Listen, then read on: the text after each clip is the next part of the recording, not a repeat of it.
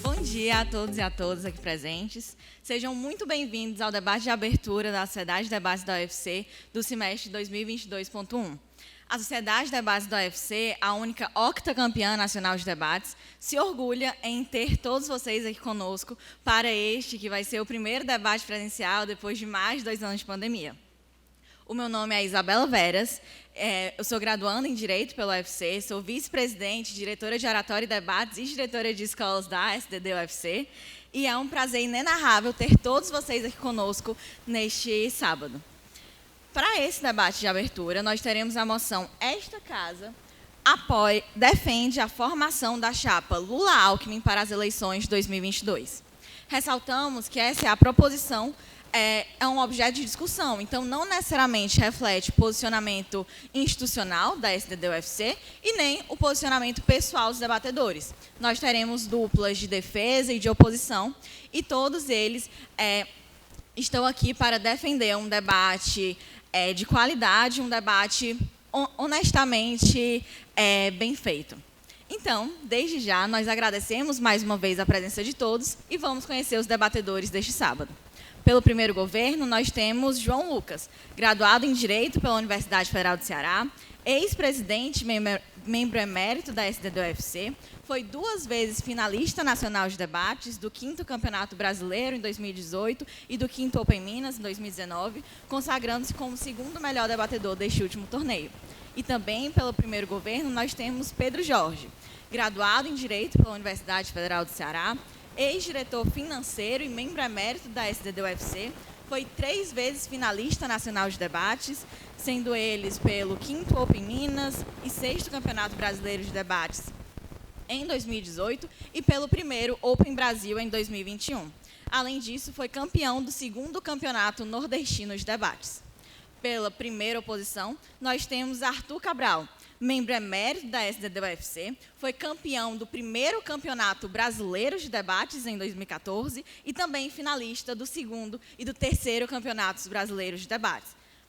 Nós temos também, pela primeira oposição, Jader Figueiredo, professor universitário e advogado, bacharel e mestre em Direito pela Universidade Federal do Ceará, e membro emérito da SDD-UFC e professor orientador da Sociedade de Debates da Unicet. Foi campeão e melhor debatedor do 1º Campeonato Brasileiro de Debates. Pelo segundo governo, nós temos Júlia Ribeiro, a atual presidente da SDD-UFC e graduanda em Direito pela Universidade Federal do Ceará, foi campeã nacional de debates no Open Brasil de 2021 e campeã latino-americana na modalidade espanhol como língua estrangeira. Foi também campeã do 2º Campeonato Feminino de Debates, do 1º Cambridge Solidário e do torneio Tópicos. Acompanhando ela no segundo governo, nós temos Vinícius Franco, graduado em Direito pela Universidade Federal do Ceará, ex-presidente e membro emérito da SDD-UFC. Foi campeão nacional de debates pelo 1º Open Brasil em 2021, do Campeonato Latino-Americano de Debates na modalidade espanhol como língua estrangeira, do 1º Open Natal e do 1º Unifor Debates. Atualmente é líder de recrutamento e seleção da Alicerce Educação.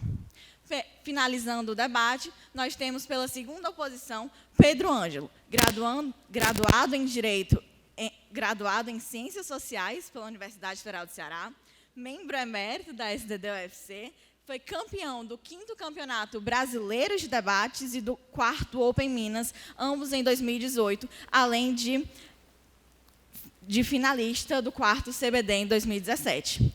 Nós temos também, pela segunda oposição, Caio Alcântara, advogado, bacharel em Direito pela Universidade Federal do Ceará, ex-presidente e membro emérito da SDD-UFC, foi campeão do 5º Campeonato Brasileiro de Debates e do 5º Open Minas, ambos em 2018, consagrando-se melhor debatedor do país nas 2 ocasiões.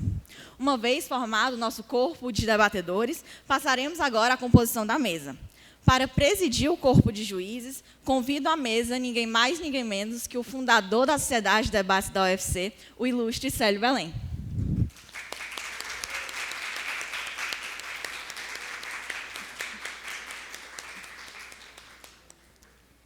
O Célio é graduado em Direito pela Universidade Federal do Ceará, é mestre pelo IDP e atualmente é diretor jurídico corporativo da Ambev. Foi fundador da Sociedade de Debates da UFC e do Instituto Brasileiro de Debates. Célio, em nome da Sociedade de Debates da UFC, eu gostaria de te agradecer por estar aqui conosco. É uma honra enorme ter você aqui presente. Dando continuidade, convido à mesa a membro efetiva da Sociedade de Debates da UFC, campeã da categoria de iniciados em 5 torneios, quadro e finalista nacional, Beatriz Sombra.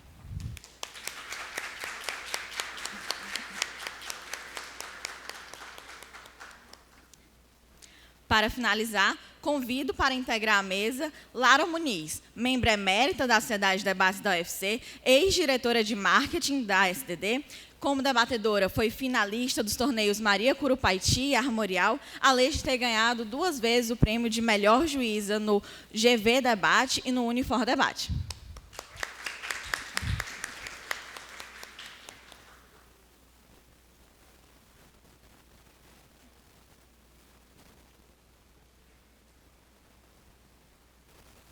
Formada a mesa de deliberação, eu passo a palavra para o mediador desse debate, o Célio Belém, para dar início à discussão da moção. Esta casa defende a formação da chapa Lula-Alckmin para as eleições de 2022. Bom, pessoal, primeiro, bom dia a todos. É um super prazer estar de volta aqui depois de tanto tempo. Acho que já vão quase 12 anos desde que a gente fundou a Sociedade de Debates aqui da UFC.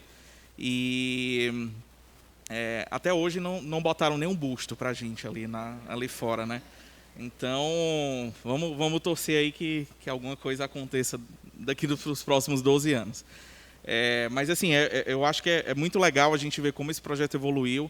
É um super prazer estar aqui com tantos amigos, né, com pessoas tão queridas, e vendo que, mesmo depois de graduados, depois de saírem da faculdade, depois de deixarem a universidade, as pessoas continuam comprometidas, né? Esse sempre foi o propósito da Sociedade de Debates, né? Foi trazer pessoas que tivessem esse comprometimento, esse compromisso com o debate honesto, com a troca de ideias que fosse justa e com a tolerância, né? Que eu acho que a gente precisa tanto, que o nosso país precisa tanto, pessoas capazes de defender suas próprias ideias sem atacar as outras, né?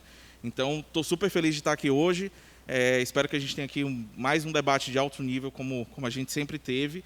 E, para começar, eu gostaria, então, de convidar o primeiro-ministro João Lucas. João Lucas, você é muito bem-vindo a esse debate.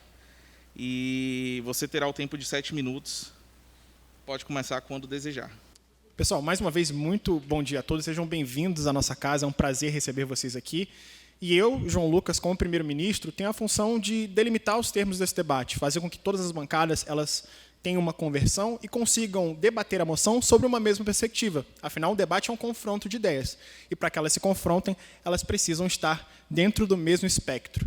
E, para fazer essa definição, eu preciso deixar claro para vocês que isso aqui não é um debate sobre quem você deve votar em 2022, mas é uma análise de quais são os efeitos dessa chapa, a chapa Lula-Alckmin, não só no processo eleitoral desse ano, mas na política como um todo e na democracia brasileira, considerando o momento que a gente vive. É mostrar como a união dos 2 maiores personagens políticos da história, de 2 dos maiores desses personagens políticos da história recente do Brasil, abre espaço para uma transição política independente do resultado das eleições. O fato dessa chapa existir já está fazendo uma transformação. E só dando um pouco de contexto para vocês entenderem como nós chegamos até aqui, a gente precisa lembrar que o Bolsonaro, né, o nosso atual presidente, ele foi eleito a partir de um cenário de terra arrasada. A gente tinha um governo Dilma já enfraquecido desde as eleições de 2014, com o resultado das eleições muito polarizador, e, a partir daí, com essa polarização, cresceu a sensação de crise política, crise institucional, e o discurso de necessidade do outsider, do qual o Bolsonaro se beneficiou bastante, investiu bastante nessa linguagem e nessa campanha. E, a partir desse momento, veio junto com ele a sensação de nova política, candidatos mais midiáticos, por vezes mais jovens, não necessariamente mais jovens, mas com mais uso das mídias e das redes sociais, com uma eficiência inversamente proporcional à quantidade de mídia que eles conseguiam. E quanto essa mídia ela desviava a atenção para esses candidatos, a gente teve, do outro lado, um centrão político de políticas mais tradicionais se fortalecendo dentro da parte legislativa do nosso governo. E é dentro disso que a chapa Lula-Alckmin ela surge como uma alternativa para o debate político, independente de você concordar ou não, mas que ela traz um movimento que a gente não via desde a época das diretas já.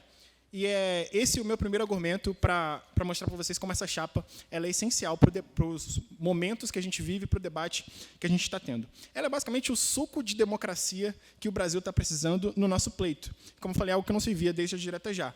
Afinal, a democracia, por essência, acima daquele termo grego, de que ela significa no âmbito conceitual, ela é uma plataforma que oferece um terreno comum para as pessoas que divergem, para as pessoas que discordam. E para que elas façam essa discordância num cenário não de inimizade, mas que eles sejam adversários de uma forma honesta. Assim como a gente está fazendo aqui, dar oportunidade para que as pessoas discordem dentro de suas plataformas políticas, mas fazendo isso tendo o pilar democrático acima de tudo. E o que une essa chapa e o que faz ela ser importante para esse momento é porque ela põe de lado justamente essas divergências políticas e faz com que dê a liga para essas duas figuras políticas seja justamente a necessidade de defender a democracia acima da sua própria plataforma política. E só deles entrarem com essa linguagem e com essa defesa, afinal, é esse o mote que traz a chapa tônica e faz com que ela se fortaleça no âmbito popular, faz com que, por si só, ela já represente um antagonismo ao status quo. Porque, de outro lado, a gente tem um presidente que, concorde você ou não, ele valoriza mais a sua plataforma política do que os ideais democráticos. Então, a entrada de um player como esse, e tendo a plataforma política, a força e a organização que eles têm, sendo esses dois personagens, faz com que você abra um leque de opções muito, muito maior e fortaleça o debate político, o que é importante para que o nosso processo democrático seja eficiente. Não é só a entrada de mais uma ideia nessa discussão, mas uma ideia que tem força e que, de fato, complementa uma lacuna que foi deixada por essa ascensão da nova política e da valorização de plataformas específicas ideológicas em detrimento do processo eleitoral e democrático como um todo. E é isso que traz uma semelhança que a gente não via desde o palanque da direta já, porque naquele momento a gente tinha lado a lado figuras tanto de direita quanto de esquerda, a gente tinha desde dissidentes do regime militar lá, representado pelo Antônio Vilela, até pessoas como comunistas banidos da ditadura, como João Amazonas.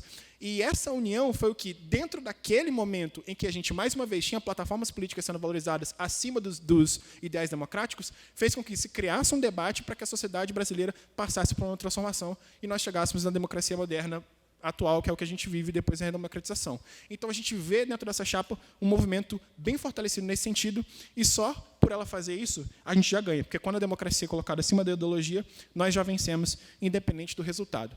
Mas não é só por isso, pessoal. A chapa Lula e Alckmin, ela também preenche outra lacuna, porque ela faz de forma mais rápida e mais eficiente o que a dita, entre aspas, terceira via diz que vai fazer desde sempre, né? O que pode dar início a um necessário movimento de remapeamento do espectro político que a gente precisa viver nos dias atuais. Primeiro, ela une dois polos antagônicos, isso é claro. Ela mostra para todo mundo que há disposição em se fazer alianças democráticas em qualquer um dos espectros políticos. Além disso, ela tem capilaridade política para representar uma real alternativa.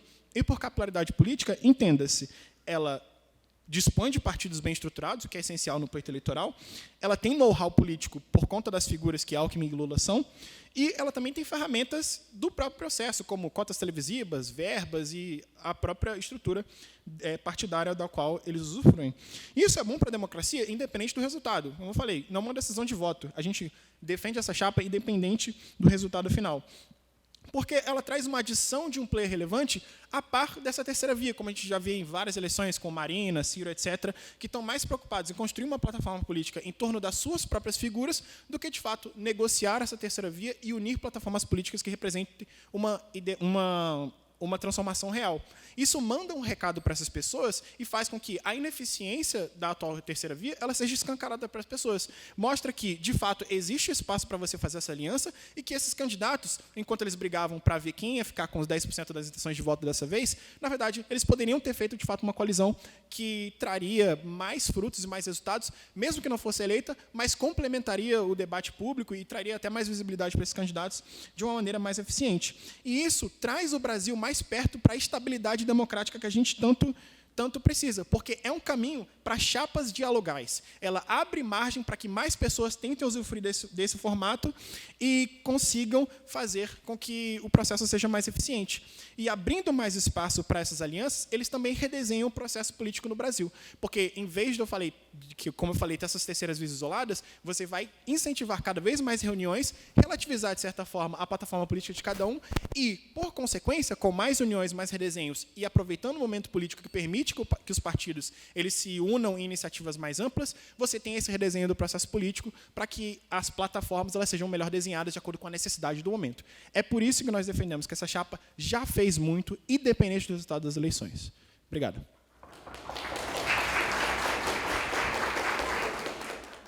Muito obrigado pelo discurso. Eu convido agora, então, o líder da oposição, Arthur Cabral. O senhor é muito bem-vindo a esse debate e está reconhecido pelo tempo de 7 minutos. Bom, muito bom dia. Meu nome é Arthur Cabral. É um prazer estar debatendo aqui nessa casa, da qual fui, assim, na instituição da qual eu fui aluno por tantos anos. É um prazer ver velhos amigos, rever velhos amigos, ver novos rostos. É um prazer estar aqui na presença dessa mesa, estar debatendo com os meus colegas, tanto os colegas do governo quanto os adversários da oposição. E, bom dia. A formação da chapa Lula-Alckmin, diferentemente do que o governo defende, não representa de forma alguma uma ruptura institucional ou uma renovação da política. Na verdade, ela escancara as hipocrisias internas do Partido dos Trabalhadores e mostra que a verdadeira política do Brasil tem as suas raízes fincadas no populismo latino-americano. Vamos falar primeiro da hipocrisia óbvia. O PT sempre chamou Alckmin de fascista e agora quer ser seu aliado. Os motivos para isso são vários. Tanto de ordens práticas, o PSDB é um dos partidos que mais recebe dinheiro do fundo eleitoral, é um dos partidos que, consequentemente, terá mais tempo de TV, quanto por razões políticas. Eles querem se utilizar da capilaridade do partido, de algum apoio que o partido ainda tem. Mas, como eu falei, o PT sempre antagonizou o PSDB. Na verdade, até pouquíssimo tempo atrás, esses dois partidos representavam os polos antagônicos da política brasileira. E o que aparenta agora é que a anistia petista ao Alckmin foi irrestrita. Na verdade, só foram necessários 4 anos para que Haddad, que falou ao Correio do Brasil em 2018 que o fascismo avança no Brasil com o apoio de Alckmin, mudasse diametralmente de posição para dizer que Alckmin complementa o perfil de Lula ao UOL Eleições em 2022. A própria Maria do Rosário, uma das lideranças do partido, falou que Aécio e Alckmin, isso no Twitter dela, fortalecem a direita fascista. Num tweet de 2016, falou: hoje viram que a insanidade se voltará contra eles. Pois não? Na prática, o que a gente verifica é que cada vez mais o Alckmin, Marina Silva e esses outros grupos se contrapõem ao Bolsonaro. Então não é só uma mudança de discurso, é uma mudança também no comportamento eleitoral deles ao longo do tempo. Muito bem colocado. Esses grupos tentam se contrapor ao Bolsonaro como se de fato fossem diferentes. O governo tentou criar a narrativa, tentou criar a ideia de que essa chapa, de alguma maneira, é talvez herdeira do movimento dos diretas já, em que polos antagônicos da política brasileira se uniram para contrapor-se a um regime. Agora, o que acontece hoje em dia não é isso. Na verdade, como eu falei anteriormente, a política brasileira tem as suas raízes fincadas no populismo latino-americano. Aquele que começou lá atrás, na sua primeira onda, com Getúlio Vargas no Brasil, com Perón na Argentina, com Ibarra no Equador. E essa política populista tem sido o modus operandi de ambos os lados. Na verdade, Lula e Bolsonaro estão longe de serem personagens antagônicos. Ambos se comunicam por bravatas agressivas, Ambos exaltam ditaduras, Lula a ditadura venezuelana, Bolsonaro a ditadura brasileira. Ambos, inclusive, em momentos distintos das suas carreiras políticas, se aproximaram bastante das políticas do próprio Hugo Chávez. Bolsonaro atacou, fez vários ataques às Supremas Cortes brasileiras, tentou censurar a imprensa. Lula sempre foi muito próximo da política venezuelana, inclusive em documentos secretos da Embaixada Venezuelana em 2016, apontaram que Lula atuou diretamente na reeleição de Hugo Chávez. Durante o seu governo, Lula chegou a dizer, aspas, hoje é um dia histórico nas relações Brasil e Venezuela. Ele falou, após o encontro com o então presidente Hugo Chávez, nossos países nunca estiveram tão próximos e irmandados. Bolsonaro não foi diferente disso. Em 1999, ele falou que Chávez é uma esperança para a América Latina e que ele gostaria muito que essa filosofia chegasse ao Brasil. É claro que vocês podem dizer que eu estou tirando isso de um outro contexto temporal, mas o que eu realmente quero mostrar é que esses dois personagens, Lula e Bolsonaro, não são oposição um ao outro. Eles são efeitos do populismo latino-americano.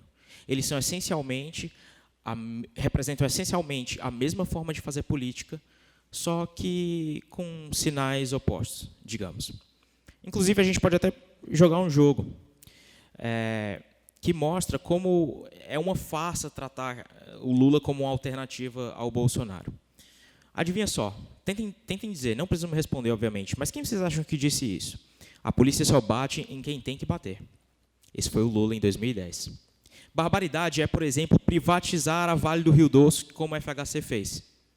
Quem falou isso foi o Bolsonaro, em entrevista ao Jô Soares. Essa é mais pesada. Uma mulher não pode ser submissa a um homem por um prato de comida. Ela tem que ser submissa a um homem porque gosta dele. Lula. Como já citei antes, Chávez é uma esperança para a América Latina e gostaria muito que essa filosofia chegasse ao Brasil. Bolsonaro, em 1999. Veja, eu não tenho preconceito, não. O cara que chama de homossexual no nosso meio, a gente chama de viado mesmo. Lula, em entrevista à revista Homem, 1981. Eu acho que isso é coisa de quem não tem o que fazer. Lula, em entrevista ao jornal Lampião da Esquina. Eu aposto que vários de vocês, enquanto ouviam as citações horrendas, asquerosas que eu falei, muito provavelmente imaginaram que elas vinham da boca do candidato oposto. Mas é isso que eu quero mostrar para vocês. Essa chapa, Lula e Alckmin, ela não é uma chapa de renovação, ela não é uma chapa de mudança, ela é uma chapa de manutenção da política brasileira. Muito obrigado. Muito obrigado pelo discurso. Eu gostaria de convidar, então, agora o adjunto do governo, Pedro Jorge. O senhor é muito bem-vindo a este debate e está reconhecido pelo tempo de 7 minutos. Muito bom dia a todos, meu nome é Pedro Jorge, eu sou membro emérito da Sociedade de Debates da UFC e aluno dessa casa, aqui da Faculdade de Direito. Foi muito bom poder voltar a esse prédio e relembrar os 5 anos que eu passei aqui. Primeiramente, eu queria cumprimentar meus colegas de governo, meus colegas de oposição, essa competentíssima mesa que mediu o debate hoje e essa plateia que abranteia, que torna brilhante a nossa manhã e a gente querer estar aqui debatendo temas tão interessantes na Sociedade de Debates. O debate aqui talvez tenha se perdido um pouco quando o Arthur veio falar, porque ele quer fugir da ideia principal. A gente não quer só entrar e dizer assim, o Lula é bom, o Bolsonaro é ruim, tentar criar uma coisa assim, a gente quer discutir quais são os pontos positivos do surgimento dessa chapa para a democracia brasileira.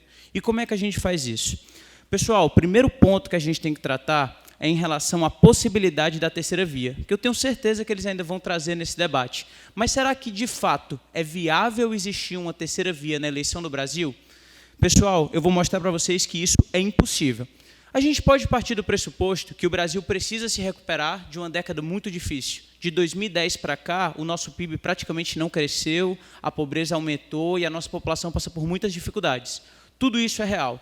E tem coisas que quase todo mundo aqui deve concordar. Nem Bolsonaro, nem Lula são as melhores pessoas para recuperar o Brasil. Acredito que tanto o governo quanto a oposição pensam praticamente igual em relação a isso. Só que, pessoal, eu vou mostrar para vocês porque é impossível a gente aplicar uma terceira via. Diferente de antigamente, nas eleições, por exemplo, Alckmin versus Lula, ou FHC versus Lula, agora a gente possui 2 candidatos que possuem fortes bases fiéis. O que é que significa ter uma forte base fiel? A base fiel só vota naquele candidato. Ela não procura outro candidato, ela não tem outro pensamento, ela não se arrasta para o centro por causa de uma pesquisa. Então, vamos partir de um pressuposto mais ou menos do que a pesquisa tem demonstrado para a gente. 1/3 dos votantes do Brasil apoiam 100% Bolsonaro com fidelidade total. 1/3 dos votantes do Brasil apoiam 100% Lula com fidelidade total. O que é que resta, pessoal? O centro. Mais 1/3 do Brasil que está em dúvida e não sabe para que lado vai. E isso é o que as pesquisas têm mostrado para a gente. Então, se torna praticamente impossível que uma pessoa consiga unir 100% desse centro para ir ao segundo turno. Então, é muito difícil eu ir, porque ele não toma os votos do Bolsonaro nem do Lula, mas o Bolsonaro e o Lula conseguem tomar voto do centro. Porque o centro, vocês têm que partir do pressuposto que ele não é todo igual. Tem um centro mais perto do Bolsonaro e um centro mais perto do Lula. O que está mais perto do Lula, quando ele vê que o Lula pode perder ainda no primeiro turno, ele diz, não, vou votar Lula, abro mão do meu candidato. E o centro-direita a mesma coisa, vou votar Bolsonaro, porque se eu votar nesse cara aqui, o João Amoedo, eu não vou conseguir levar o Bolsonaro ao segundo turno e o Lula vai ganhar. Essa dispersão impede que uma terceira via surja e seja, de fato, viável para o Brasil. Então, esse gera uma total impossibilidade. E o que vocês estão percebendo disso? Que eles estão desistindo. O Moro desistiu da candidatura, o Dória desistiu da candidatura de manhã, de tarde voltou, de noite já estava desistindo de novo, porque eles sabem que é inaplicável a ideia de uma terceira via no Brasil. Então, com o caso que a gente tem hoje, a chapa Lula-Bolsonaro traz de volta a discussão democrática para o Brasil, e eu vou falar disso mais na frente. Se a gente juntar os dois, a gente consegue ter mais possibilidades de discussão e consegue ter um aumento da ideia democrática durante os debates. E o segundo ponto que eu quero tratar aqui é uma análise histórica. A gente pode estar achando, pessoal, que isso aí aconteceu pela primeira vez. É a primeira vez que a gente está juntando peças antagonistas da política para conseguir formar um governo mais de coalizão, ou uma chapa que abre mão das suas opiniões pessoais para ter um projeto de governo, um projeto de Brasil, mas isso não é verdade. Há exatamente 20 anos atrás, no ano de 2002, o Lula já havia perdido várias eleições presidenciais. Ele disputou todas pós eleições diretas da redemocratização e perdeu todas.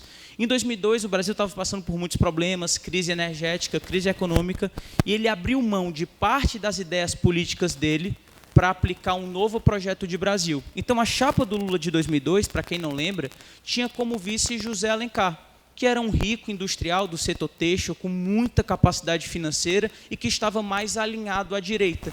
Mas ele passava outras ideias à chapa Lula, que tornou ela mais complementar, tanto no debate durante a eleição, quanto no governo. E, para vocês terem uma ideia, ainda tinha, por exemplo, o Henrique Meirelles como presidente do Banco Central e coordenador da política econômica. Um presidente de esquerda colocou um político de, no mínimo, centro-direita para cuidar da economia. E esses anos foram incríveis para o Brasil. Ouvir essas duas ideias, ter capacidade negocial, fez o Brasil ter uma média de 4% de crescimento de PIB, diminuição das desigualdades, redistribuição de renda. Então, coisas boas dos dois lados. E aí, pessoal, é exatamente um ponto que o João já falou e é o que eu quero tocar com vocês. Vocês têm que perceber que essa nova política não é a salvação do Brasil, mas sim a morte do Brasil. Essa nova política do Gabriel Monteiro, do Mamãe Falei, do MBL, todos nós aqui escolhemos esses candidatos mais midiáticos do que eficazes. E olha o resultado, o Brasil retrocedeu. Era muito feio falar de velha política, mas o problema é que essa nova política que está retrocedendo no Brasil. Caio, reconheço sua pergunta. Jorge, como é que o programa dessa chapa reflete essa ideia de centralismo? Você conhece esse programa? Ele reflete? Muito obrigado, Caio. E aí entra direto no nosso terceiro ponto, pessoal, que são os aliados por um bem maior. Lula e Bolsonaro têm pensamentos diferentes, sim. Lula e Alckmin têm pensamentos diferentes, sim. Mas exatamente o Alckmin entra na chapa para diminuir o radicalismo do Lula e trazer esse assunto mais ao centro. Os dois têm mais possibilidade de negociar com o Congresso, apesar de pensarem diferente, e ter uma maior governabilidade. Qual foi o grande problema do Bolsonaro durante os 4 anos? Ele não conseguia negociar com o Congresso, praticamente nada foi aprovado, ele governou por meio de medidas provisórias. a gente tendo essas duas partes, eles conseguem ter mais conversas com o centro, aprovar melhor as coisas, e o Brasil vai ter um avanço maior. E na história, o Arthur pode ter falado aqui, hipocrisia, Pedro Jorge, eles se juntarem, mas quantos exemplos a gente tem de grandes inimigos que se uniram para combater um mal maior? A União Soviética, os Estados Unidos contra o nazismo, a França e a Inglaterra contra a Alemanha imperialista. Então, a gente tem vários exemplos na história que antagonistas se uniram contra um mal maior. E qual o mal maior nesse momento? O risco à democracia brasileira que esse radicalismo está trazendo. Então, essa chapa ela traz tanto um contraponto ao Bolsonaro, como ela traz menos radicalismo e até o próprio populismo à chapa do Lula, porque os ataques que ele podia fazer à imprensa, os ataques que ele podia fazer à economia, que deixava as pessoas inseguras, são diminuídos com o Alckmin. E é por isso que essa chapa é essencial para a democracia brasileira. Muito obrigado.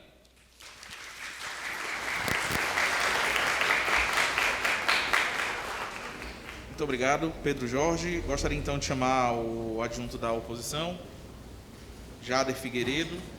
O senhor é muito bem-vindo a esse debate e está reconhecido pelo tempo de 7 minutos. Bom dia a todo mundo. Eu sou Jader Figueiredo, quero cumprimentar a todos que estão aqui, os colegas de bancada, a mesa. E, para mim, é um prazer estar aqui fazendo esse debate. Faz muito tempo que eu não debato, especialmente num debate competitivo, ainda que num debate de exibição. E eu sei que já houve muitas mudanças de 2014 para cá, que foi quando Arthur e eu ganhamos o Campeonato Brasileiro de Debates, e eu vou debatendo aquilo que a gente chama de modelo antigo, né? Não naquilo que se chama de modelo novo, até porque o modelo novo, na verdade, é um revisionismo histórico daquilo que aconteceu no mundo dos debates, para desqualificar um pouco os títulos que eu, Arthur, Caio, Ângelo, Casimiro, Sofia ganhamos, e que não serviu de nada, né? Porque a Julinha e o Franco foram lá e ganharam os campeonatos também no modelo novo. Então, eu vou debater no modelo antigo mesmo. E, por falar em revisionismo histórico, pessoal, esse é o meu primeiro ponto, a gente tem que falar do revisionismo histórico que a bancada do governo está propondo aqui. Ah, mas a gente está se unindo pela democracia, como se fossem as diretas já, lá em 1988, na década de 80, né? Final da década de 80. As eleições de 89, pessoal, tiveram 22 candidatos, mas elas foram centralizadas em 2 polos. Um, que era o polo do Collor, apoiado por forças mais atreladas ao conservadorismo, à cristandade, com a marcha da família cristã, etc. E o outro, apoiado pelo Lula, que teve no segundo turno apoio de pessoas como Leonel Brizola, que é o líder histórico do PDT, e de Mário Covas, que é o presidente de honra do PSDB, em 1989, pessoal. Isso soa parecido com alguma coisa para vocês? A forma nova de encarar a política que está sendo proposta aqui é propor uma solução com Lula e Alckmin, de PT, e até anteontem, PSDB, agora já no outro partido, né, já no PSB, algo que foi proposto em 1989. Então, a solução nova é repetir algo que é mais velho do que eu mesmo. Eu nasci em 90. Tá? Olha que coisa interessante. Essa é a forma de entrar na nova política proposta pela bancada do governo. E aí o João chega e diz o seguinte, né? Ah, porque a chapa Bolsonaro e Lula vai permitir que a gente crie um contexto para viabilizar uma terceira via. Bem curioso isso, porque o José Dirceu, que é um dos membros do Partido dos Trabalhadores mais marcantes, era o cara que pautava a política e foi a grande mente por trás do Mensalão, disse em 2018, e repete isso no livro dele, que ele lançou ano passado, o seguinte: nós estamos muito próximos de tomar o poder, que é diferente de ganhar as eleições. Eu estou falando entre aspas, tá? Ganhar as eleições é só o meio de tornar isso mais fácil. Então, a gente vai viabilizar uma terceira uma via para fortalecer a democracia sob a batuta de um cara que quer tomar o poder. Interessante isso, muito bacana essa situação trazida aqui pelo João. Para complementar isso, pessoal, o PJ vem e diz, olha, uma terceira via é inviável, a gente tem 1/3 do eleitorado que vota no Lula, 1/3 do eleitorado que vota no Bolsonaro, a gente não tem como viabilizar isso. Por isso que o Dória está desistindo e não está desistindo mais, está toda essa confusão, se ele não sabe se vai ou se fica. O Moro já desistiu. Na verdade, PJ, esse movimento é exatamente para evitar isso que você está dizendo. Tanto o Moro falou isso quando se filiou à União Brasil, nessa semana, como o vice-presidente do PSDB, me foge o nome dele agora, falou também, logo depois que o PSDB emitiu uma nota dizendo que o Dória era candidato, que a ideia de desistir candidaturas ou de repensar a candidatura do próprio Dória era exatamente para unir essa terceira via, aí sim no movimento efetivamente democrático, e não no movimento que concentra dois caciques da política tentando apresentar uma solução velha para um problema que é novo. A única alternativa, pessoal, que o Brasil tem de fugir da polarização é sair dela. Um pêndulo só se move de um lado para o outro, ele não se move para frente. E é isso que nós precisamos. Ninguém chega a lugares novos percorrendo caminhos velhos. E é isso que está sendo proposto pela bancada do governo. Beleza. Como é que a gente viabiliza essa terceira via? Para entender como é que ela é viável, a gente tem que primeiro olhar para a raiz do problema, que o Arthur já fez aqui. O PJ até começou o discurso dizendo: o Arthur tentou fugir do debate, porque o debate não é Lula é bom, Bolsonaro é bom, Lula é ruim, Bolsonaro é ruim. Não é por aí, pessoal. A gente tem que partir da premissa de que o Bolsonaro é horrível. Ele não é ruim, ele é péssimo, ele é terrível. Ele é horroroso. É provavelmente a pior coisa que aconteceu desde a redemocratização. Só que a gente também tem que compreender que não dá para trocar um candidato ruim por um candidato que também é ruim. Isso não resolve o problema. A gente vai seguir no mesmo problema. E ainda mais se essa solução for dada partindo das mesmas premissas. O professor Idelber Avelar, no livro Eles em Nós, a ascensão do bolsonarismo no Brasil, explica que o Bolsonaro foi eleito por basicamente 5 grandes grupos. Aquilo que ele chama de partido da polimilícia, que é a força da polícia e da milícia, que é muito evidente lá no Rio de Janeiro. O João é carioca, ele vai poder falar melhor disso para a gente, de como é que funciona lá. Mas que essa força que hoje é muito grande. O Bolsonaro tem muito apoio entre os policiais, tem muito apoio nas milícias, até porque ele mesmo é miliciano também, então eles se enxergam muito nele. A bancada do agronegócio, que fortaleceu muito o Bolsonaro. O partido dos trolls da internet, que é quem cria aquele hype, aquela movimentação com os memes, com as manifestações públicas de apoio, etc. O partido da Lava Jato, que era a ala liderada pelo Moro, que hoje nem faz mais parte do governo, já fez, mas não faz mais, hoje ele é oposição. E a bancada evangélica, certo? Esses foram os 5 partidos que ele defende, acredito com acerto, elegeram Bolsonaro. De 12 de fevereiro para cá aconteceu tudo isso que eu vou dizer, tá? Primeiro, o Bolsonaro teve uma reunião com a bancada do agronegócio, o Lula teve uma reunião com a bancada do agronegócio, intermediada por ninguém mais, ninguém menos do que Blairo Maggi. Quem não lembra, ele era o ministro da Agricultura do governo Temer. Aquele golpista que deu um golpe no PT e tirou a Dilma na posição de vice. Pois é. Segundo, em relação ao partido dos trolls, esse movimento de se criar um hype, eu acho que todo mundo aqui viu o Lollapalooza, com a Pablo Vittar lá, com a bandeira do Lula, seguindo uma linha mais ou menos parecida dessa criação de militância nas esferas culturais. Pela Lava Jato, o Lula disse isso antes de ontem, tá, pessoal? Eu perdoo quem acreditou na Lava Jato, mostrando e tentando puxar esse eleitorado para ele. Quanto à bancada evangélica, agora, no final de fevereiro, dia 26 de fevereiro, houve uma reunião do Lula, próprio Lula, com o pastor Marcelo Schellenberg, para apresentar um projeto do PT para a doutrina cristã e para a família brasileira.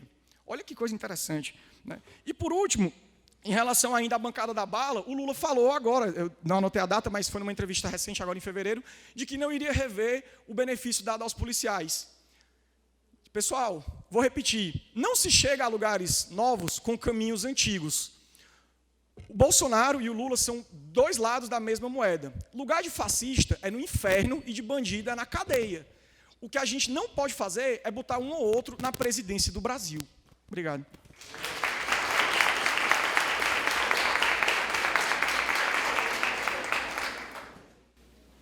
Muito obrigado pelo discurso. Convidamos, então, agora a Júlia Ribeiro pela extensão do governo.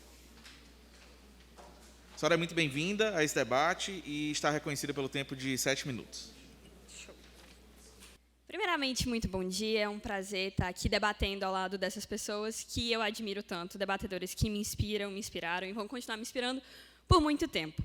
Vamos lá, mas esse debate ele precisa começar de algum lugar. Ele não pode ser feito no vácuo. É ônus das oposições nesse debate de sustentarem uma opção que seria mais ou igualmente viável do ponto de vista eleitoral do que a chapa Lula-Alckmin e que não carregaria consigo os problemas da narrativa e de governabilidade que são tão preocupantes que os meninos da primeira oposição fizeram um bom trabalho de definir até então.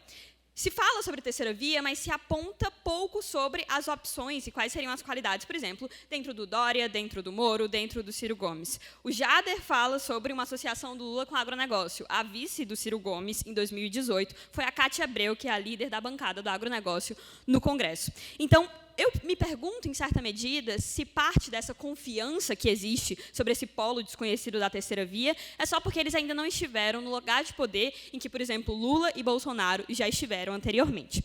Ao contrário do primeiro governo, a gente do segundo governo argumenta que, para defender a democracia, é claro que só o lançamento da chapa e tudo mais tem efeitos positivos, mas que é preciso derrotar o bolsonarismo. Eu concordo com o Jader de que o bolsonarismo é talvez o pior que a gente tenha vivido desde a época da redemocratização. Inclusive, eu acho forçada a simetria que o Cabral ele chega a fazer desse debate de falar que o Bolsonaro e o Lula têm, por exemplo, declarações que elas são controversas e ruins por si só. O Bolsonaro ele deixou de ser nocivo só dentro do ponto de vista discursivo a partir do momento em que ele foi empossado como presidente da República. Ele desmontou a FUNAI, ele acabou com o Ministério do Trabalho, eliminou a nossa imagem internacional na Assembleia Geral das Nações Unidas, ele foi co-culpado pelo mais de 500 mil de mortes que a gente teve na pandemia da Covid. Então, a gente precisa derrotar o bolsonarismo, que, frise-se, é uma tendência necropolítica de destituição das instituições, das estruturas sociais e estatais que a gente confia para que a gente consiga sequer ter uma democracia. Assim como ele tentou fazer com a vacina, que ele fez com as urnas eletrônicas e que ele tenta fazer toda semana, inclusive nessa semana, com o Poder Judiciário. Então, basicamente, para que ele tenha uma vantagem dentro dessa competição, ele precisava ter sido eleito há 4 anos atrás, que foi o que já aconteceu. Então, para ganhar do Bolsonaro, a gente precisa de um candidato que seja indubitavelmente popular. E esse candidato, queira as oposições ou não, e queiram os lulistas ou não, é Luiz Inácio Lula da Silva. Quando a gente passa a discutir a vice-presidência, é que entra um debate talvez um pouco mais possível de a gente conseguir conter aquilo que os meninos do primeira oposição têm medo, que é basicamente quem é o melhor vice-candidato para o Lula. E vamos lá, a gente tem 2 opções. Primeiro, os candidatos que eles são a extensão do próprio lulismo, e aqui eu falo sobre Fernanda Haddad, Marina Silva, Flávio Dino, Manuela Dávila, e esse primeiro público, ele não teria, do ponto de vista eleitoral, uma importância prática. Por quê? Não sendo parte da chapa, eles continuariam apoiando o Lula. E sendo parte da chapa, eles acrescentariam uma representatividade de interesses que são praticamente iguais do que aquelas pessoas que hoje já abraçam a estratégia do lulismo. Então, eles sempre seriam marginais dentro do papel de protagonismo do Lula. E, se a gente fala sobre candidatos que são nitidamente algo diferente, eu posso dividir eles em 2 grupos diferentes, que o Alckmin ele é melhor do que esses 2. Primeiro, quando a gente fala sobre Ciro Gomes ou sobre Rodrigo Pacheco, esse é um grupo que poderia literalmente ocasionar o que os meninos da segunda oposição, que eu acredito que vão defender, que é esse case de confundir as prioridades do Estado, sobre como que não existe uma compatibilidade de interesse e tudo mais, porque ou são políticos do ponto de vista oportunistas, como no caso do Ciro Gomes, ou que tem um projeto de país diferente mesmo, como o Rodrigo Pacheco. E tem um segundo grupo, mas antes disso, Caio. Já se faz pesquisa eleitoral no Brasil há cerca de 1 ano para essa eleição. Qual foi o impacto, usando o Alckmin, da divulgação do Alckmin, enquanto vice, para a porcentagem de votos do Lula? Tá, como eu estava falando, assim, o Lula ele continua sendo protagonista, porque, como eu falei, ele é o candidato indubitavelmente popular. O nosso impacto, Caio, ele não é apenas do ponto de vista eleitoral, porque, ok, o Alckmin ele conversa com outros grupos, mas, sobretudo, dentro do ponto de vista da governabilidade. O Alckmin ele é importante porque ele vai exercer um papel importante para que o Lula não seja o excesso e o pseudo-ditador, como algumas pessoas eventualmente venham a defender. Ok, dentro desses grupos dos candidatos que são nitidamente algo diferente, a gente ainda tem Henrique Meirelles, Simone Tebet, Osmar Aziz, Josué Gomes, Luísa Trajano foi cotada para ser a vice do Lula. Todas essas pessoas, elas tiveram, sim, um destaque efêmero dentro da política, mas que elas não têm a mesma capacidade de articulação política do Lula ou do próprio Alckmin. Eles até surfam dentro dessa popularidade que é diferente da do Lula, por serem empresários, por serem pessoas ligadas a mais à pauta da saúde, etc. e tal, mas tanto não ocupam papéis de protagonista, como não têm as ferramentas de diálogo mais amplo. E é isso que é mais importante agora. O debate ele precisa ser tanto sobre elegibilidade quanto governabilidade, porque o desempenho do governo posterior vai estar diretamente ligado a qual o legado comparativo deixado pelo que foi imediatamente anterior, que é o bolsonarismo. O bolsonarismo ele tem que e merece ser sepultado na política nacional. Isso só vai acontecer por meio de uma via dialogal, congressista e federativa. E como é que o Alckmin ele entra nessa história? Primeiro, a gente não pode ignorar que o Alckmin não é só o Alckmin também é o PSB. Gente, o PSB ele tem uma verdadeira frente ampla do país, e duas garantias que eu posso dar para isso são a atração dos nomes de peso que o partido tem feito, como o próprio Alckmin, o Flávio Dino, o Marcelo Freixo, e assim sucessivamente para a campanha, e que podem construir uma bancada congressista forte em 2022, e mais do que isso, o peso federativo que o PSB, que sozinho, ele detém 211 prefeituras. Isso é mais do que o número de prefeituras do PT, do PTB, do Podemos, do PSL e de vários outros partidos que a gente pode citar. Dentro de um congresso que pode até não ser bipartidário, mas que definitivamente é bipolar, não dá para defender da boa-fé somente, digamos assim, do centrão, porque a gente pode incorrer no mesmo erro que foi o que derrubou o Bolsonaro. E mais do que isso, a imagem de relevância política do próprio Alckmin. A cabeça do Lula, ela vale muito, sim, mas a do Alckmin também. O Alckmin simplesmente saiu do segundo maior partido do país nas vésperas da eleição, sem ter tanto atrito político. Ele sobreviveu a uma vida política sem ser necessariamente lembrado, principalmente por esquema de corrupção, como o próprio Lula. O Lula é mais corrupto na imagem do homem médio do que o próprio Alckmin. Ele era líder da ala que conteve o Dória até o último momento dele sair do PSB. E ele foi governador do maior estado do país. O Alckmin ele tem feito conversas com grupos muito distintos, como, por exemplo, o próprio Marcos Lacerda, que é presidente do Conselho Estadual de Defesa dos Direitos da Pessoa Humana.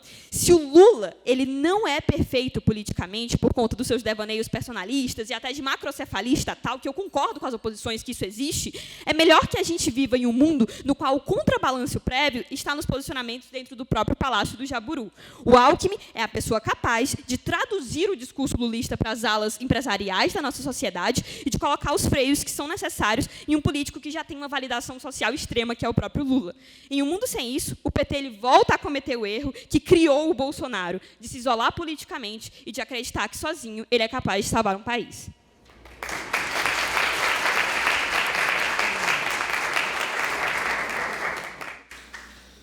Muito obrigado pelo discurso. Convidamos, então, agora pela extensão da oposição, o senhor Pedro Ângelo. O senhor é muito bem-vindo a este debate e está reconhecido pelo tempo de 7 minutos. Muito bom dia, senhoras e senhores. É uma honra voltar a esta casa para este debate. E como uma ideia inicial, eu gostaria de trazer o conceito de que a nova política ela não é apenas a melhor opção, ela é uma necessidade. As pessoas morrem, senhoras e senhores. Nomes como Lula e Alckmin disputam as eleições presidenciais desde o início da nossa redemocratização.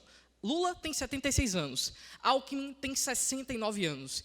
E eles vêm trabalhando ao longo de toda a sua história para impedir a formação de novas lideranças dentro dos seus próprios eixos políticos. A saída de Alckmin do PSDB é uma evidência disso. Quando surgiram nomes mais chamativos para o público do que ele próprio, como é o caso do João Dória, ele decidiu sair do partido e agora estar no PSB. O Lula, por exemplo, sempre se recusou a construir alguém que pudesse ser um legado na ocasião da sua morte ou na ocasião dele sair da política. É por isso que houve uma derrota do PT nas eleições de 2018, que não tinha nenhum candidato, além do próprio Lula, capaz de disputar um pleito eleitoral. E agora, nas eleições de 2022, ele perde mais uma vez a oportunidade de construir um legado, porque trazendo um vice da ala petista, ele poderia construir alguém, sim, apresentar alguém para o grande público que pudesse ser um legatário das suas ideias.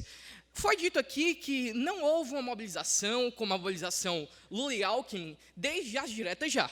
E, gente, eu acho que todo mundo aqui percebeu que isso aqui foi um grave exagero. Mas eu digo que houve, sim, uma mobilização que é comparável às diretas já. Eu estava lá e acredito que alguns de vocês também. A mobilização que houve em junho de 2013, onde pessoas de todos os posicionamentos políticos foram às ruas reclamar contra o establishment. As pessoas nem sabiam exatamente o que estava acontecendo. Você tinha lá o pessoal dizendo que imposto é roubo, você tinha lá o pessoal dizendo que queria a ditadura do proletariado, cada um com seus cartazes, mas todo mundo estava protestando, certo?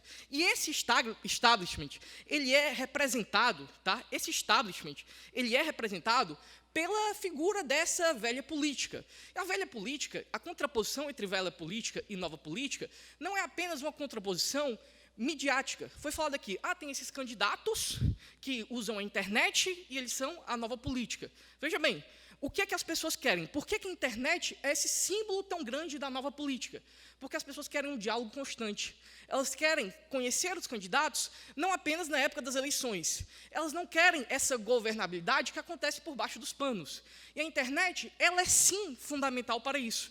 Mas existe a luta contra privilégios. É absurdo que um país como o Brasil, por exemplo, todos os nossos deputados federais ganhem mais de R$33 mil, além de uma série de benefícios que são absolutamente necessários. Eles não precisam de auxílio paletó, não precisam de auxílio internet, porque eles já poderiam pagar isso com o próprio bolso, enquanto a gente tem mais de 60% da nossa população nos interiores do Brasil sem acesso a saneamento básico. Isso é absurdo. E a ideia da nova política é justamente trazer essas discussões, trazer discussões que vão contra o estamento burocrático brasileiro. Estamento esse ao qual Lula e Alckmin sempre atuaram como dois grandes caciques, como dois grandes nomes que funcionam como uma espécie de realeza no Brasil. E essa ideia de realeza não é trazida apenas por mim. O grande sociólogo Raimundo Faoro diz que o grande problema da política do Brasil, em seu livro Os Donos do Poder, é que a gente não tem uma cultura política que foi fundada pelo nosso povo. A gente teve um Estado que foi transplantado de Portugal e nunca houve uma ruptura com esse Estado. Se a gente pensa, o Brasil ficou independente. Ok, mas isso foi declarado pelos próprios monarcas, que fizeram isso de uma forma que fazia com que o poder continuasse nas mãos das mesmas pessoas. E aí a gente teve uma sucessão de golpes, mas golpes que não tiravam essas pessoas do poder. Teve o golpe de 64. Depois, tivemos uma redemocratização que cuidou de anistiar para que os militares não fossem presos, não pagassem pelos seus crimes. Tivemos o fim de uma monarquia, mas diferente da monarquia russa, por exemplo, onde os antigos monarcas foram fuzilados, aqui a gente tem, inclusive, um deputado federal que se chama de príncipe, que é o Luiz Felipe de Orleans e Bragança. Ninguém sai do poder no Brasil. E o ponto que eu quero colocar aqui é que as pessoas precisam sair do poder. Nós precisamos de novos nomes na política brasileira. Nós precisamos da construção de novas alternativas. E aí, o que está acontecendo agora? É um processo de demonização da nova política. Porque a gente tem 513 deputados, 81 senadores, mas tudo é culpa daqueles poucos nomes que representam a nova política. Foi dito aqui pelo PJ que a nova política é a política da morte, com essas palavras. A nova política é a política do retrocesso. Então, todos os retrocessos que aconteceram nesses 4 anos, sim, muitos por culpa do Bolsonaro.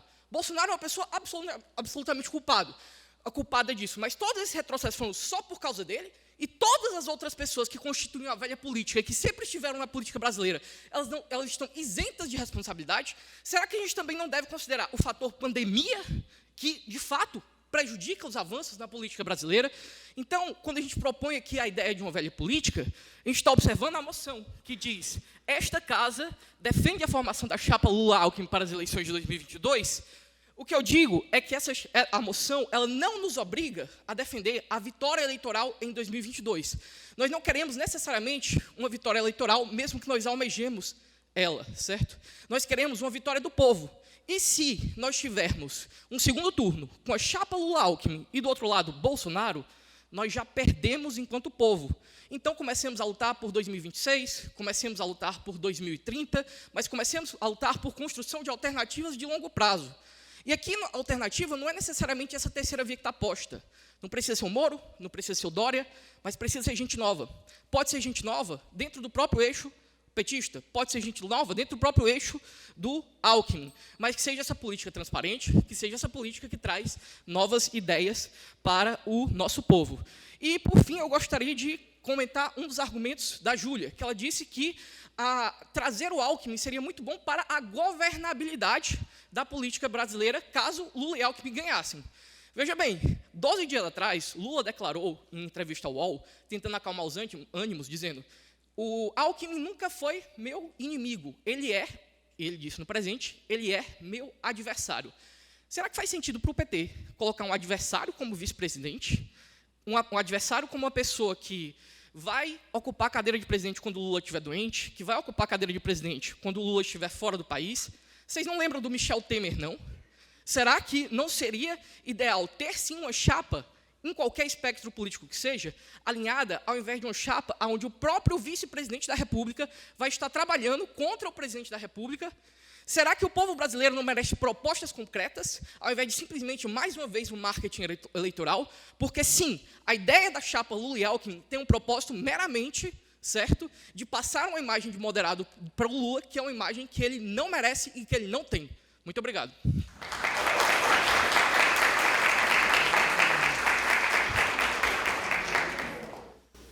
Muito obrigado pelo seu discurso. Convidamos, então, agora, para finalizar a participação do governo, o seu whip, Vinícius Franco. O senhor é muito bem-vindo a esse debate e está reconhecido pelo tempo de 7 minutos.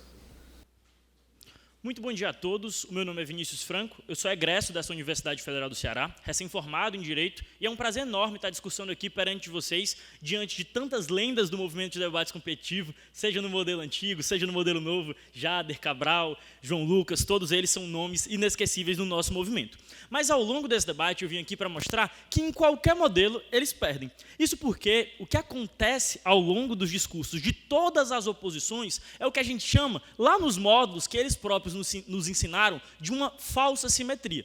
Esse não é um debate sobre velha política contra nova política. Esse é um debate sobre velha política, mesmo que a gente admita que o Lula seja velha política, contra velha ditadura. O que o Bolsonaro vem fazendo é um instituto cada vez mais aprofundado no nosso país, como a Júlia já traz, de uma tendência de uma necropolítica em que todas as nossas instituições estão sendo tiradas pouco a pouco desse arcabouço institucional democrático e estão sendo substituídas pela incorporação de militares. Vocês querem uma prova cabal disso? Até agora se discutiu muito a velha política dentro do governo, dentro da chapa Lula. Mas sabe quem é o provável vice do Bolsonaro? É um general. A tendência que a gente vê do próprio discurso bolsonarista, e a gente já viu isso também no ano passado, em 2021, nas manifestações de 7 de setembro, é do aprofundamento dessa tendência ditatorial e dessa tendência autoritária.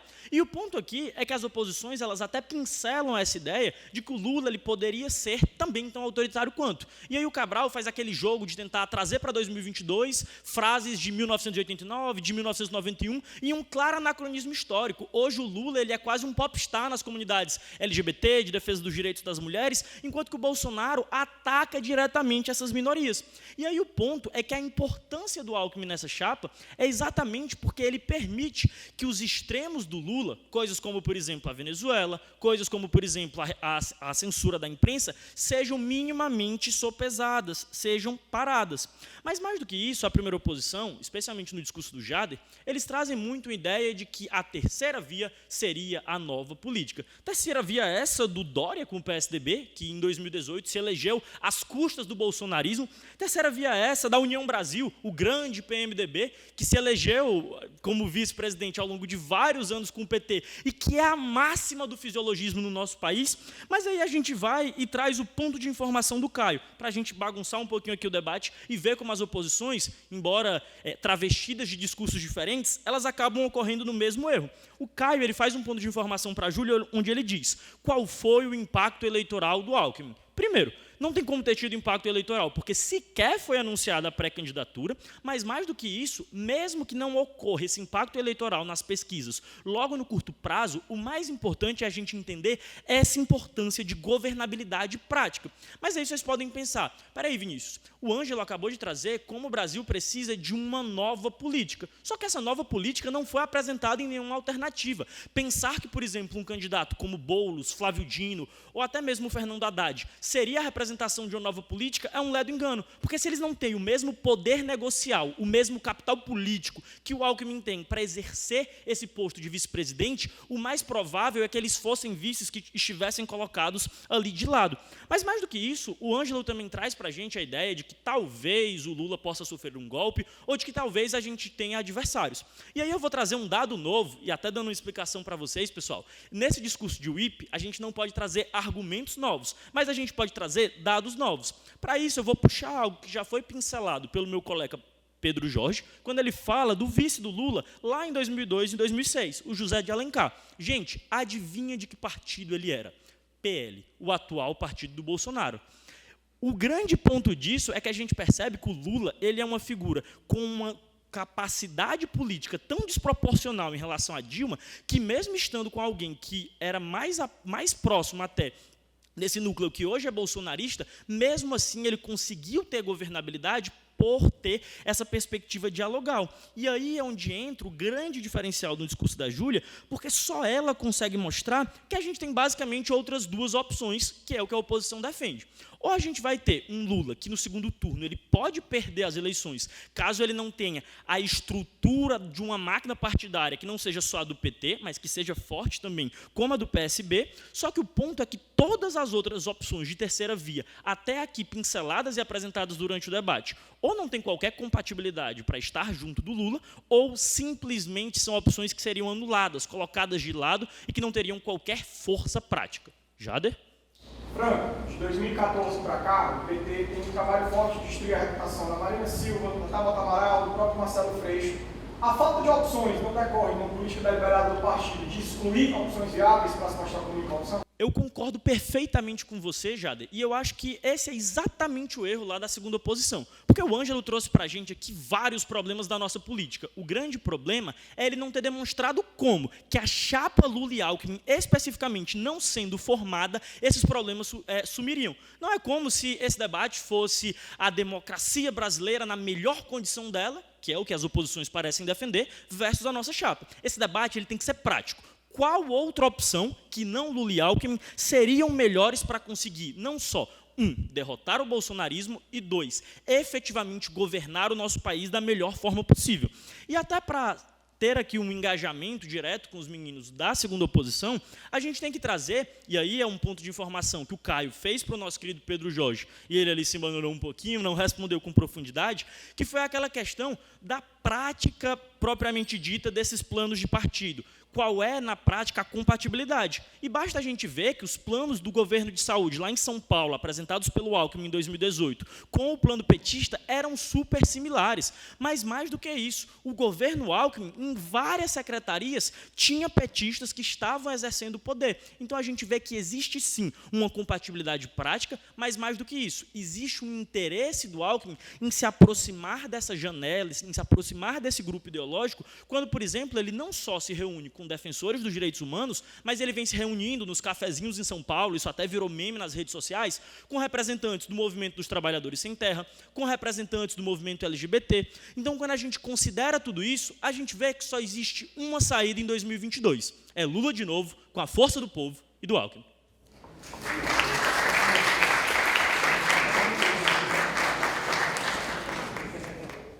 Muito obrigado pelo discurso. Gostaríamos, então, de convidar para encerrar esse debate o EP da oposição, Caio Alcântara. O senhor é muito bem-vindo a este debate e está reconhecido pelo tempo de 7 minutos.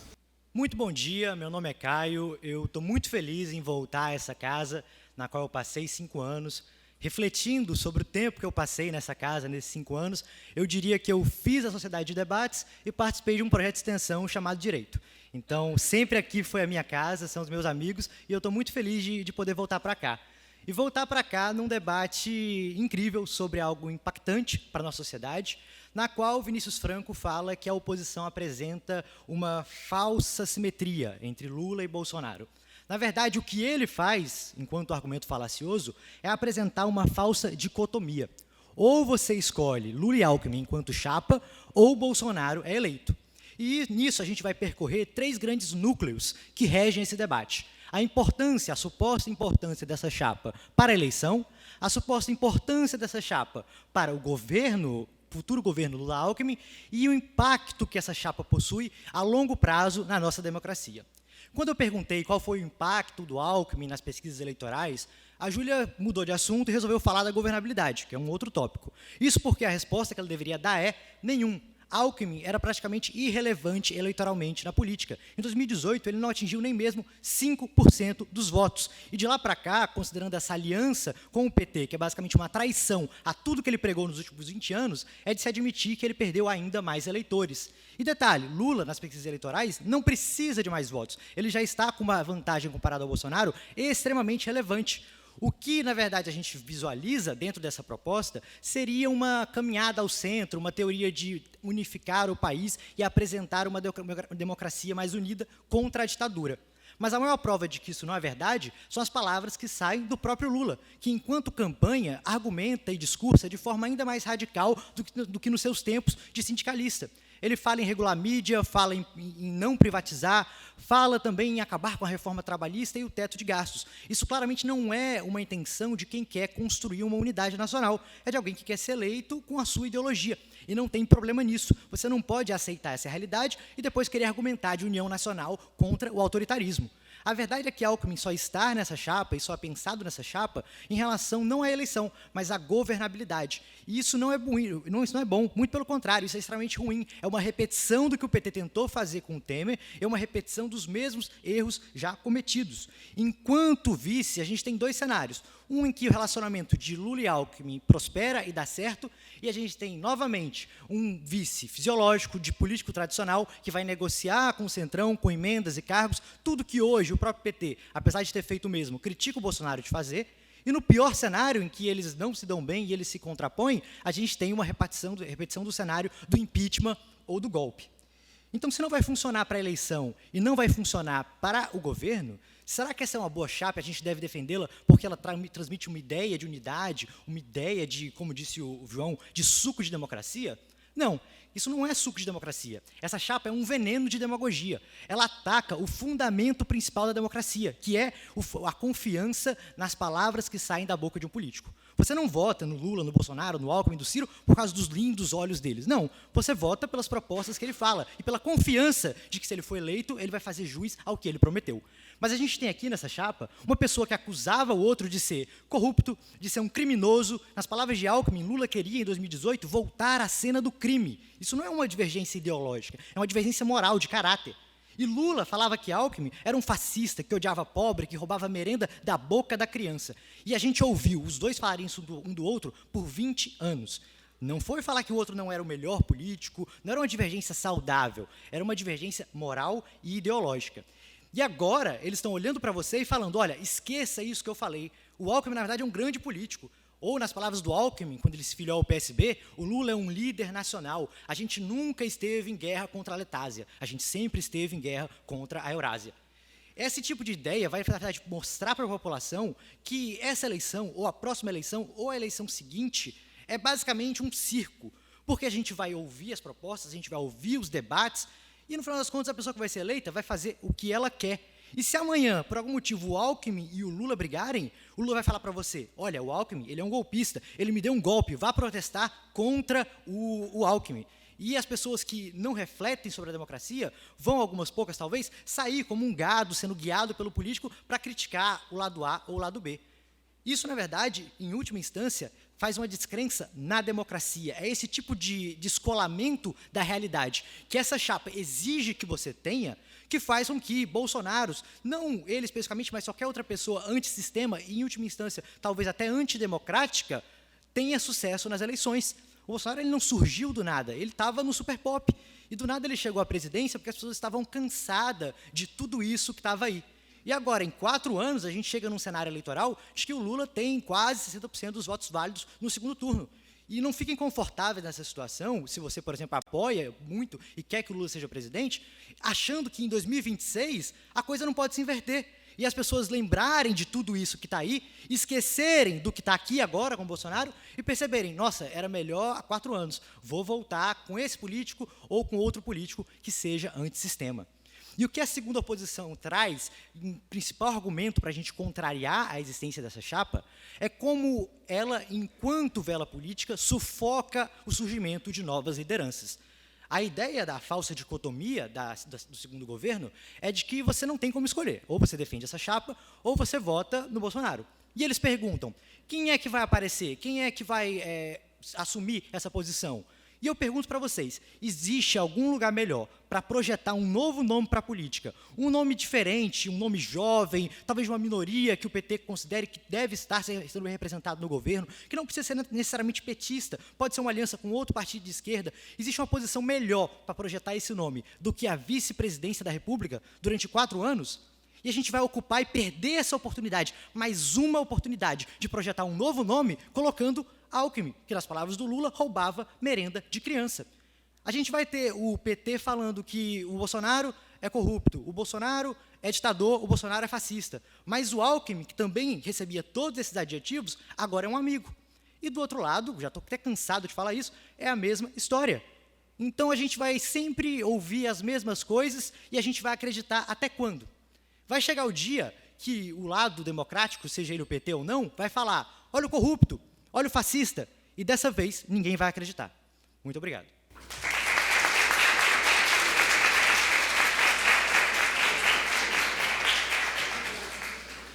Muito obrigado pelo discurso. Nós encerramos, então, a participação dos debatedores. Findado o debate, eu gostaria de agradecer a todos os debatedores por terem topado participar do nosso evento e gostaria de parabenizá-los pelo debate de altíssimo nível. Agora, eu passo a palavra para a mesa, para que eles possam proferir alguns comentários sobre o debate, sobre esse tema de tanta importância. Bom, obrigado. Acho que, primeiramente, assim, parabenizar. Acho que foi um debate bem interessante, né? A gente sabe que política no Brasil é um tema que tem levantado muitos debates, né? A gente falou aqui de internet, a gente sabe como as coisas estão, e acho que a importância desse debate aqui é para a gente mostrar que é possível debater política, é possível discutir política de forma civilizada, né? e de forma inteligente, né? Então, primeiro, eu acho que esse é o recado aqui que eu trago, né? Cara, do meu tempo para cá, as pessoas começaram a falar mais rápido, eu acho. Então, assim, minha mão aqui, acho que, enfim, há muito tempo eu não escrevia 4 páginas, assim, só nas provas da Faculdade de Direito mesmo. E acho que, assim, a gente trouxe aqui algumas ideias e alguns argumentos que me pareceram muito inteligentes, quando a gente fala que a lógica dessa moção, né, não é a que alguém falou aí nos discursos, que não é a que necessariamente essa é a chapa que você defende para ser eleita, mas sim que ela é uma boa chapa para essas eleições, né? E aí, dentro disso, eu acho que os argumentos que dizem que ela é a melhor chapa para essas eleições, porque é a chapa capaz de vencer o lado que atualmente ocupa o poder, talvez tenha dominado um pouco aqui o debate, né? E é uma lógica da figura que, obviamente, ocupa hoje o cargo máximo aí da federação, que as pessoas enxerguem ela ou como uma figura que é a correta ou uma figura que é a extremamente errada, né? E acho que, assim, pensando um pouco na construção aqui dos argumentos, para mim foi muito inteligente, né, quando tanto um lado falou de falsa simetria quanto o outro falou de falsa dicotomia, porque os dois fizeram isso, de fato, né? Então a gente teve numa construção de uma falsa simetria, a gente teve também uma construção de uma falsa dicotomia. E me chamou a atenção, especialmente aí no discurso da Júlia. Júlia, você falou necropolítica, foi isso? Interessante, nunca tinha ouvido falar nesse termo. E acho que, assim, faz sentido quando a gente traz para a discussão a lógica de que o modelo atual de constituição das candidaturas, né, e de formação das chapas políticas, ela parte muitas vezes de um pressuposto de uma política que, de fato, há muitos anos está morta, né? Assim, não é possível, né? E aí pensem nisso. Hoje o Brasil, salvo engano, tem 36 partidos políticos, algo mais ou menos por aí. Será que existem 36 ideologias diferentes capazes de criar 36 partidos políticos dentro de um só país, né? E aí eu acho que quando a gente traz a lógica de uma política que está morta, né, e da formação de chapas que simplesmente reiteram essa política morta, me parece ser uma lógica de um debate bem interessante, né? E, ao mesmo tempo, assim, me pareceu que a gente não conseguiu, em alguma medida, achar os grandes benefícios da formação dessa chapa. Acho que a gente tem um pouco dessa dificuldade de mostrar um pouco disso, muito embora o argumento de que essa é uma guinada ao centro faça muito sentido, né? De fato, me parece ser isso. E, ao mesmo tempo, também, assim, não me pareceu haver argumentos tão fortes assim para dizer por que essa chapa não funcionaria, né? Muito embora seja muito inteligente você falar assim, você lembra do que aconteceu com o Temer? Né? Assim, você está trazendo a raposa para dentro do galinheiro, né? Será que isso aí não é o grande perigo da formação dessa chapa? Né? Então, assim, acho que a lógica aqui desse debate, ela mostra para a gente que, assim, dentro da política do país, né, e os argumentos aqui de um lado e de outro trouxeram isso muito bem, a gente possui pessoas que dançam conforme a dança, né? Então, assim, elas se movimentam conforme o ritmo das coisas acontece e não existe, de fato, assim, muito claramente na formação da política brasileira, uma fidelidade, né? A lógica da fidelidade ideológica, da fidelidade partidária e coisas assim. Você tem algumas figuras que são extremamente apegadas, mas, ao mesmo tempo, você tem figuras que são muito voláteis, né? E são capazes de dançar de um lado para o outro conforme a música toca. Então, assim, acho que a gente conseguiu ver, cara, um debate super legal. Acho que argumentos muito bons na linha de, cara, falta a construção de sucessores, né? Falta a construção de pessoas que consigam substituir as pessoas que atualmente governam o nosso país ou que estão na liderança dos principais cargos do país. E não muitas vezes, trazendo chapas tradicionais que a gente vai, de fato, conseguir fazer essa renovação. Então, para mim, foi, cara, um debate super interessante. Parabéns demais. E dou a palavra também a Lara e a Beatriz, se vocês quiserem também complementar, fiquem à vontade. Não sei se eu gostei tanto do debate, não, sinceramente. Tô brincando, gostei sim. Pensando bem, assim, pessoal, eu gosto muito da Sociedade de Debates, não sei se todo mundo conhece, assim, um projeto. Mas uma das coisas que eu mais gosto da Sociedade de Debates é essa oportunidade que a gente tem de olhar meio que como uma verdadeira terceira via, que foi muito falado aqui, diante de discussões políticas, discussões sociais, discussões econômicas, tudo que foi englobado dentro do debate competitivo. Eu vejo muito aqui, do que foi falado pelas 4 bancadas, mais ou menos, pelas 4 duplas, um pouco de redundância de argumentos. Eu não sei se vocês notaram isso. Até mesmo dentro do espectro social, a gente vê muitos argumentos que já são conhecidos. Mas o Lula falava isso aqui há tanto tempo, mas o Bolsonaro faz isso também. Comparações que podem ser um pouco exageradas, de certa forma, e que a gente vê no dia a dia as pessoas fazendo, tanto dentro de debate, sei lá, no Instagram, nesses fóruns da vida, todas essas coisas, e que aqui a gente consegue trazer um pouco mais de sofisticação, digamos assim, a eles dentro ainda desse espectro do senso comum.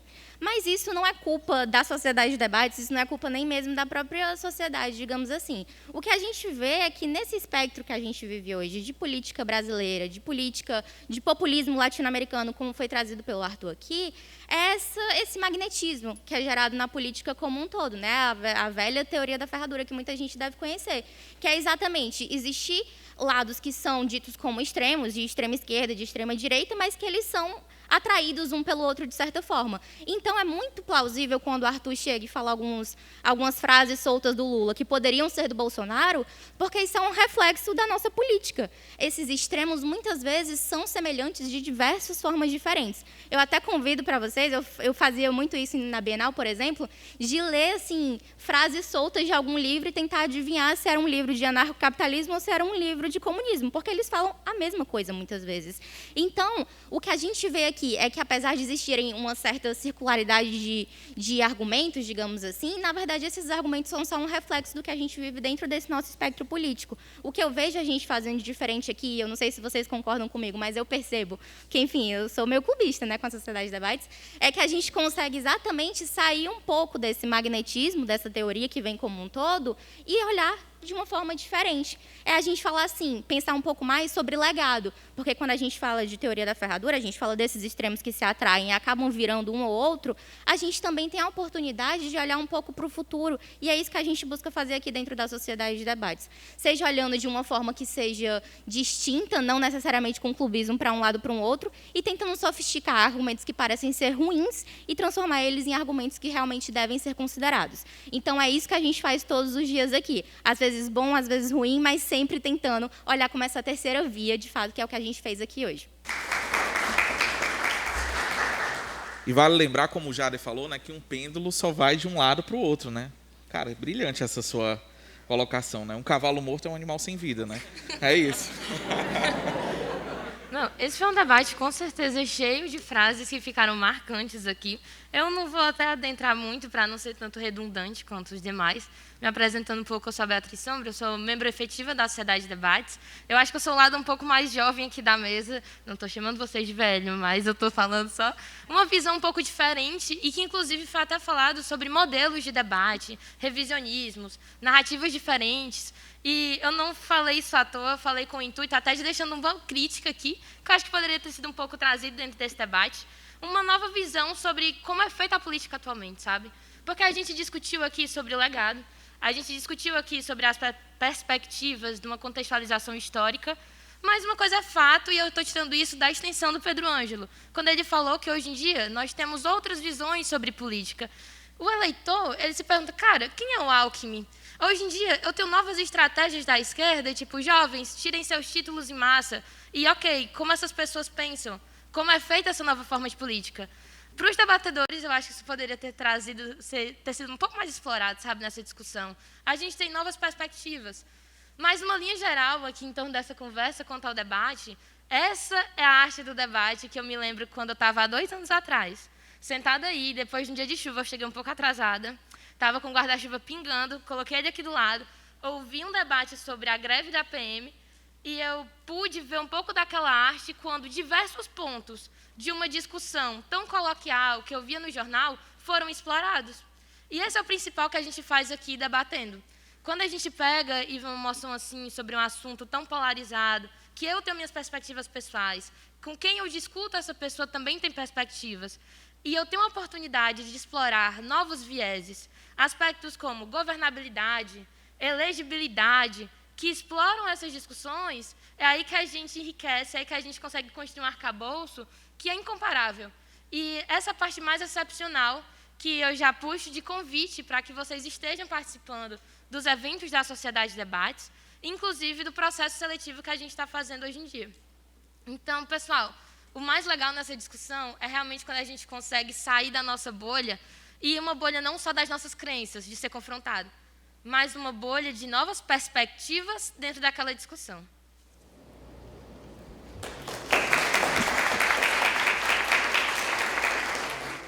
Bom, pessoal, quero agradecer mais uma vez também a oportunidade. Acho que esse debate aqui é uma amostra de que nós fomos gestores capazes de deixar pessoas melhores do que nós na sociedade de debates, né? E que ninguém aqui vai fazer a chapa Célio AV para voltar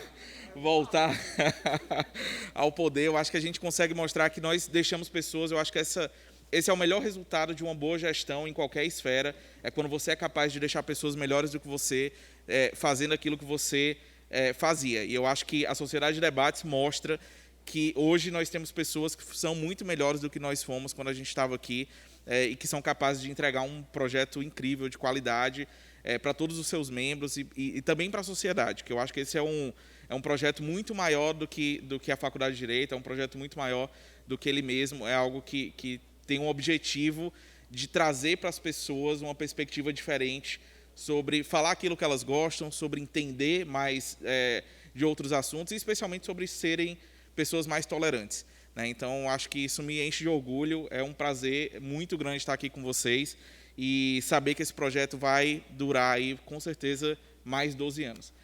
Obrigado demais.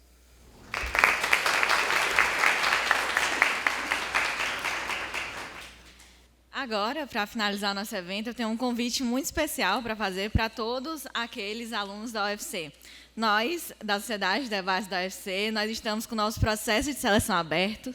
Se vocês tiverem interesse em participar, se vocês gostaram do debate, venham conhecer um pouco mais sobre o nosso projeto. Nós temos um cartaz ali na porta do anfiteatro, em que vocês podem acessar o QR Code e se inscrever na mesma hora. Então, nós esperamos todos vocês nos próximos eventos do nosso semestre e, quem sabe, para estarem fazendo parte, serem membros desse projeto que é tão importante para mim e para todas as pessoas que estão aqui debatendo.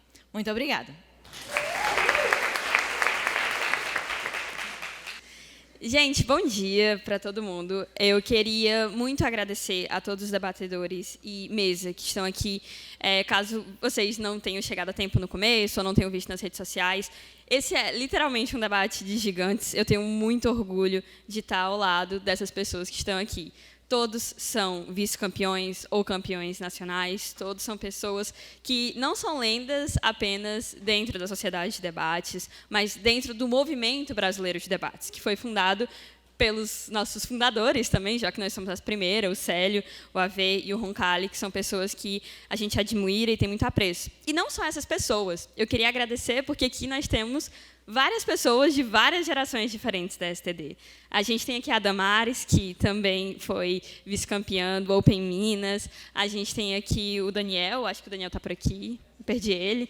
O PV também está por aqui, que é ex-presidente da Sociedade de Debates. Então, o que a Veras conversou aqui um pouquinho, de que nós somos uma família, de que nós somos mais do que pessoas que acreditam na ideia de um debate tolerante e com honestidade intelectual, nós somos pessoas que se reconhecem, que se admiram e que se confraternizam nesses momentos. Esse é um debate literalmente histórico, não só por ser um debate político, esses são os meus tipos pessoais favoritos de debate, porque eu sinto que a gente debate algo que importa de fato, mas por conta da maneira com que ele foi conduzido. Então, para deixar muito claro para as pessoas aqui, a minha grande admiração pelas pessoas que estão aqui, na figura do Célio, na figura dos meninos, nas pessoas da Sociedade de Debates que estão aqui presentes e também todo mundo que veio prestigiar. Eu acho que a gente fala muito sobre se tornar a versão de si mesmo pelo debate competitivo, mas hoje a SDD abraça muito um intuito que é de prestar um serviço para a sociedade, de poder trazer um diálogo sobre esses temas que são muito esclarecedores. E a gente não faz isso só por meio dos nossos debates de exibição, mas pelos nossos debates treinos, nossos módulos de prática oratória, pelos nossos podcasts, pelas nossas newsletters. Então, hoje a gente tem muito orgulho de, em alguma medida, conseguir corresponder à expectativa que os nossos fundadores talvez tiveram um dia quando eles criaram o projeto. A gente tem como maior missão carregar a nossa camisa com o peso que ela tem e fazer isso de uma maneira que seja a melhor possível para a comunidade na qual a gente está inserido. Então, o apoio de vocês que vem para os eventos da Sociedade de Debate, sem dúvidas, é muito importante. Então, eu queria agradecer a presença de cada um que está aqui e também a presença das pessoas que fizeram isso de uma maneira ainda mais especial, ajudando a promover esse evento. Então é isso, gente. Muito obrigada e até a próxima.